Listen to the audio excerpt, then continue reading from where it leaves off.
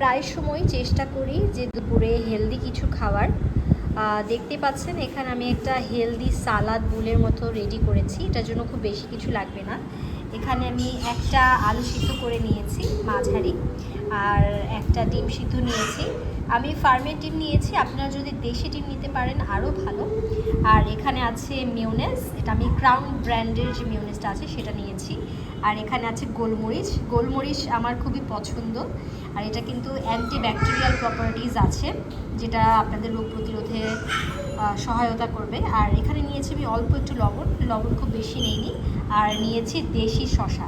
শসা কিন্তু হাইব্রিডও হয়, কিন্তু আমার দেশি শসাটাই বেশি পছন্দ। সো এখানে আপনারা টক দই যেটা সেটাও অ্যাড করতে পারেন, কিন্তু টক দইটা আমি অ্যাড করি না। যারা একটু ডায়েট করতে চান বা ডায়েট করেও একটু টেস্টি আর হেলদি খাবার খেতে চান, তাদের জন্য এটা কিন্তু খুবই ভালো একটা অপশন। সো এটা দেখিয়ে দিলাম, দেখুন।